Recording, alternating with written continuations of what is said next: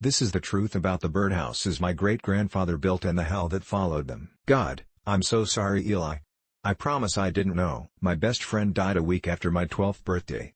His death wasn't anyone's fault. Eli was an avid swimmer. He may have looked scrawny at first glance, but put the kid in a body of water and he'd be out, maneuvering people twice his age, swimming vicious laps around stunned high school seniors like a barracuda. All the other kids who spent time in the lake were just tourists, foreigners who had a superficial understanding of the space.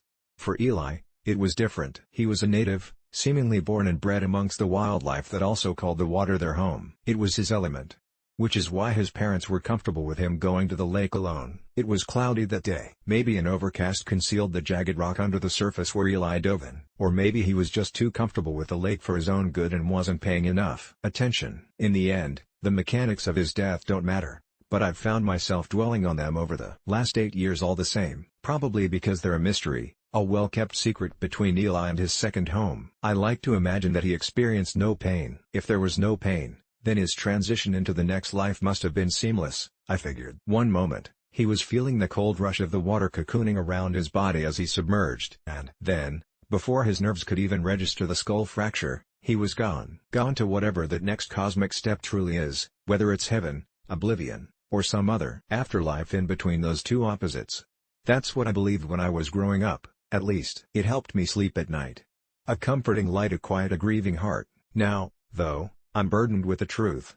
He didn't go anywhere. For the last 8 years, he's been closer than I could have ever imagined. My great-grandfather lived a long, storied life. Grew up outside of Mexico City in the wake of the revolution, born the same year that Diaz was overthrown, actually.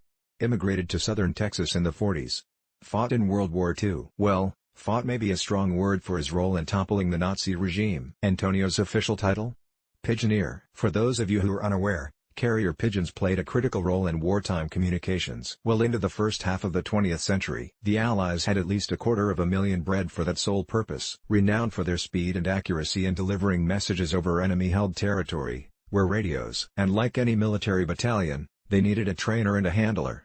That's where Antonio came in. It sounds absurd nowadays, but I promise it's all true. It wasn't something he just did on the side, either. It was his exclusive function on the front line. When a batch of pigeons were shipped to his post, he'd evaluate them, separate the strong from the weak. The strong were stationed in a pigeon loft, which, to my understanding, was basically a fancy name for a coop that could send and receive messengers. The job fit him perfectly. Antonio's passion was ornithology. He grew up training seabirds to be messengers under the tutelage of his father, and he abhorred violence on principle. From his perspective, if he had to be drafted, there wasn't better